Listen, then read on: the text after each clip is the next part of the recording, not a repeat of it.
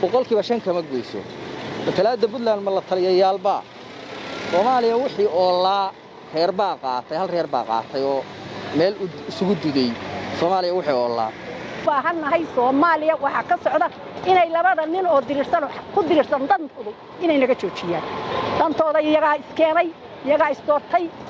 dantoodayna ku dirirayaan anagu la dan maahiminna Puntland horta markii loo eego anigu family ahaan waxaan ka soo jeedaa taliyii hore reerkaas kuumadan ka soo jeedaa sulub baan ka soo jeedaa ma caraysnin oo nin daarooda walaalkeena yaani boos loo dhiibay waa ku faraxsanahay laakiin dhaliil baan hayaa dhaliishu waa maxay dheh abgaal iyo hawiya haysta taliyaasha ugu badan ee Soomaaliya maxay iyagu inta kan lagu soo laba celinayo maxaa boosaska loogu magacaabo waay maxaa halkii boos ee daaroodku haystay iyagu la isugu bedelay ana waxaan leeyahay saam qaybsiga taliyaasha ciidanku way maqan yihiin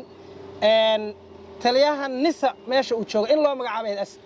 anigoo magacay uu yahay Daawud Muuse Faarax waxaan rabaa ama halkaan u taagnahay maanta oo ah caasimadda Garowe gaar ahaan barxadda inaan soo dhaweeyo taliyaha cusub ee booliiska Soomaaliya Janaaal Diyaano iyo la taliyaashii uu ka mid yahay ex wasiir Gallan iyo sargaalkii kale oo la magacaabay iyo xilalka kale oo reer Puntland loo magacaabay oo ay safiiradu ka mid yihiin runtii waa xuquuq ay reer Puntland leeyihiin qarankooda inay wax ka noqdaan waxaan rabaa inaan saraakiishaas oo dhan iyagoo isku duwan dhoohan baliyo waxaan rabaa inaan ku hakado runtii ayaantan dambe muddo dhan waataan qayrinaynay in mashaariicda la fasaxo madaxweynaha Puntland uu uga mahad celinayaa in mashaariic hadda la fasaxay ay ka mid tahay food systemkii oo ah maaragtay xanaanada xoolaha iyo beeraha quseeya oo mashruuc baaxad weyn ah iyo mashruuci barwaaqo oo runtii isagana maaragtay deegaanka iyo biyaha iyo damal caafimaad oo hadda aan ognahay ilaa 100 qof in ka badan ay workshop ku jiraan ayl oo Puntland oo dhan ka wada yimi runtii mashruucina la sii daayay mashaariicdii kale oo dhan uu madaxweynuhu maaragtay aw daaha ka qaaday oo waxa weeye wada shaqaynta aad moodid in madaxweynuhu maaragtay talada inuu hoggaansamay runtii waxaan reer Puntland iyo Soomaaliya u rajaynayaa guul mar labaad iyo mar saddexaad waxaan rabaa inaan dhaho xubnaha cusub oo generaalku u horeeyo hogaaminayo hambaliyo waxa la rabaa dalka iyo dadka in loo shaqeeyo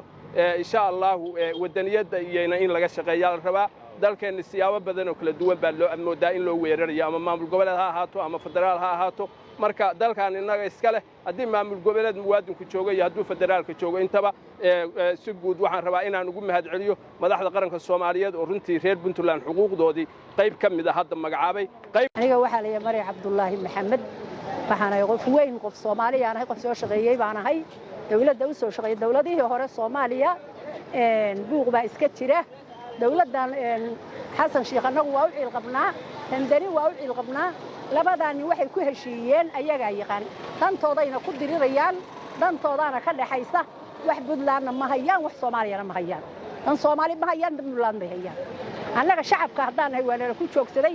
waana la dilay boosaastii ka dhaxlay waa la og yahay hadda buuq baa ka jira annagu abniya amaan baa u baahanay annagu dumar baan nahay maxas baan nahay caruuraan wadanaa agoomaan haysanaa burbur baan nagu dhacay ragga annaga heerka maanta uu joogo soo gaarsiiyay hub hadday tahay annaga gadnay anagu raali kama hub mana gadin laakiin gabdhaha gaday abni hadday tahay gabdhaha gaday haddii dadal diriiro gabdhaha dhex gala lambar 1 nolosha adduunka oo ilaahay raaxadiisa siiyo waa dumarka raglaana laba noolaan karo laakiin raggu qorigay qaateen annaguna caruurtaan korinaa ma garanaysaa waxaa u baahannahay Soomaaliya waxa ka socda inay labada nin oo dirirsan ku dirirsan dantooda inay naga joojiyaan dantooda iyaga iskeenay iyaga istoortay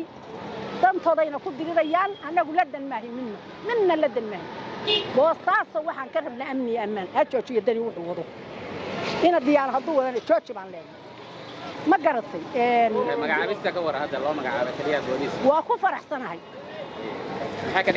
أسد ديانا وأكو فرحتنا هاي أول جروبكيسان ها مركي للدورتين أسجان لا تشري وفقط ولا سعد لكن أنا وأسد ديانا على الصعدة وأنا أكو فرحتنا هاي وأنا أبغى قاعدين إياه رالي بان كهي وأسود وين إبنا ما تحت يدي النوم مقرص وما لي إنه شفتوي وأنا أكو قرحت وين حمر رجال قرام الدولة ده رجال إفان كربنا سجان نبتليه inta badan dadku waxay dhahaan macnaheedu magacaabista xubnaha Puntland ka soo jeeda waxay caqabad ku yihiin ama duminayaan Puntland arrintaas maxaa kale taa waa ka soo horjeeda anigu haddaan Puntland matalayo yaa caqabad kuma noqon karo sababtoo meeshii anigu aan matalayay si caqabad ku noqonaya ayadaan ka socdaa wixii dhibaya way dhibayaan wixii ay ku faraxsan yihiin waa ku faraxsanaa marka asadiyaano mar labaad iyo mar saddexaad iyo mar afraad baan bogaadinayaa soo dhawow baan leeyahay shaqada Allah ku fududeeyaan leeyahay waa kugu faraxsannahay adaa la matalaya aad iyo aad baan kugu baahanay haddaanu nahay Puntland ama reer Garowe magacaabistaas asad iyo cid kasta oo kale oo la magacaabay waxay xaq u lahayd qayb ka mid ah marka hore waa u hambalyeynaa marka labaadna waxaan leenahay Puntland yani waxa la idin magacaabay horta waa shaqaale markii laga reebo asad waxa kale xilal ma aha waa dad la shaqaalaysiiyo la taliyayaal iyo xilal ma aha sida caadiga waxaas marka guud ahaan waa u hambalyeynaa waxaan leenahay wax xasan leeyahay iyo xasan iyo xaafadiisu waxay leedahay laydma siina waxa hesheen waxa xaq u lahaydeen qayb yar oo kamid ah qaybta yarta ah oo kamid ah yaa laydin kaga bedelan dhulkiina iyo dadkiina ku dhibaateeya yaan bedelkeedu noqon waxa yarka ah oo misqaala dariga tigaho shaqaalaha xafiisyada hoose ka shaqeeya aan wax badan ku dhaamin oo la taliyayaasha ah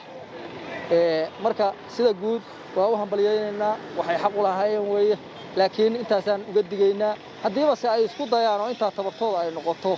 hadda Puntland waa isku filan tahay si fiican bay isugu filan tahay aad iyo aad baan ugu hambalyeynaa waana guulna waa u rajeynaa magacaabista safiirada iyo taliyaha booliiska inkastoo Puntland iyo federaalka siyaasad khilaaf xun uu ka taagnaa maxaa is leedahay way ka bedelaysaa waxba inay wax ka bedelayso ma qabo sababta ay ku tahay awal badad reer Puntland xilal waa ka hayeen Soomaaliya marka wax macna ah oo ay ka bedelayso yani muuqaal ahaan waxa muuqata madaxweynuhu inuu ku fekeray nimankan waa mucaarad oo Puntland bay mucaarad ku yihiin ku dhibaatay Puntland waa xaqiiqadu waa sidaas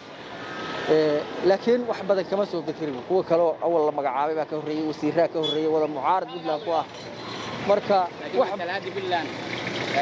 matalaad Puntland boqolkiiba 5 kama goyso matalaada Puntland ma la taliyayaalba Soomaaliya wixii oo la reer baa qaatay hal reer baa qaatay oo meel isugu diday Soomaaliya wixii oo la 20 safiir baa jifada hoose Xasan Sheekh ay leedahay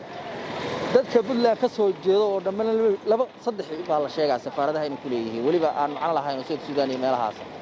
marka waxa weeye wax badan oo ay ka bedelaysaa ma jiro waxay la mid noqonayaan kuwa hore u joogay xafiisyada barnaamij ahaanta u joogay mushaharkooda ka qaadan jiray waxaan u arkaa horta taliyuhu waa taliye kulley khibrad leh oo soo shaqeeyay waxaan rajaynaynaa inay reer Puntland horta si guud ay walaal ahaadaan oo dawladda Puntland iyo isaga iyo ay wada shaqeyn ay ka dhaxayso iyo federaalka intaas waa rajayn lahayn aad iyo aad baan ilaahayna uga baryaynaa inay taas u dhacdo oo Soomaaliya oo dhan ay wada shaqeyso laakiin taliyuhu waa taliye dabcan nin ciidana weeye saan is leeyahay oo nabadgelyo ka keeni kara taa waa is oran kara talabaad boosasku waa badnaayeen boos nin saami qaybsi ahaan beesha daarooda uu ku magacawnaa baa loo magacaabay saan maqlay waxa fiicneed nimankan Xasan Sheekh Maxamuud madaxweynaha ay isku faamiliga yihiin ee boosaska badan haysta inay ma garanaysaa ay xilalka ay u magacaabaan taliyaha meesha ay intii yareyd ee taliyaasha ahayd ee beesha daarood ay haysatay ay isku soo dhex celin lahaayeen inay iyaga boosaskii oo dhan abgaal baa haysata boosaska abgaashu ay haystaan in maaragtay loo magacaabo ay gala qurux badnaan lahayd tusaale ahaan ama hawiyuhu ay haystaan tusaale ahaan booska Sambaloosha uu joogo Sambaloosha booska uu joogo kale in loo magacaabo oo taliyaha sirdoonka baan isleeyahay ninkaas halkaas ku qalmay waayahay maxay hadda marka ka dhigan tahay magacaabistiisa Puntland marka loo eego Puntland horta markii loo eego anigu family ahaan waxaan ka soo jeedaa taliyii hore reerka kuumadan ka soo jeedaa sulub baan ka soo jeedaa ma caraysnin oo nin daarooda walaalkeena yani boos loo dhiibay waa ku faraxsanahay laakiin dhaliil baan hayaa dhaliishu waa maxay dheh abgaal iyo hawiya haysta taliyaasha ugu badan ee Soomaaliya maxay iyagu inta kan lagu soo laba celinayo maxaa boosaska loogu magacaabi waayay maxaa halkii boos ee daaroodku haystay iyagu la isugu bedelay anu waxaan leeyahay saami qaybsiga taliyaasha ciidanku way maqan yihiin taliyaha nisa meesha uu joogo in loo magacaabo in halkan loo magacaabo ma ahayn aad baa umahadsantahay magacayga cabdiwahaab baa la yihahdaa taliyaha marka hore waxaan leeyahay hambaliyo asad diyaano waxaan leeyahay taliyaha dee waa taliya ka soo jeeda maamul goboleedka puntland annaga mar walba faa'iido iyo dheef bay noo tahay magacayaga iyo muuqayga kor u qaadaysaa magacayaga iyo muuqayga kor u qaadaysaa magacaabista la magacaabayna waxaan aad iyo aad u rajaynayaa dowladda Soomaaliyana wax badan in ay iska bedeli doonaan arrimaha booliska iyo amniga caasimadda annagana sharaf iyo maamuus bay noo tahay in dhinacayaga qof ka soo daawo halka tago oo nagu metelo federalismka taliyana waxaan leeyahay hambaliyaan leeyahay markii mar labaad reer Puntland waxaan leeyahay inta taliyaha ka waxaan leeyahay taliyaha soo dhaweey taliyihiin waxa la isku hayaa waxa la isku hayaa ka weyn billahi tawfiiq wallahi waa asad xuseen diyaano waa sargaal ama generaal Puntland ah markii laga sii gudbana Soomaaliyeed kulay bade waxay ku xiran tahay isagu sida uu wax qabadkiisu uu ka yeelo Puntland waa nin reer Puntland ah waana sargaal haddana wuxuu loo magacaabay waa sargaal ciidamada booliiska Soomaaliya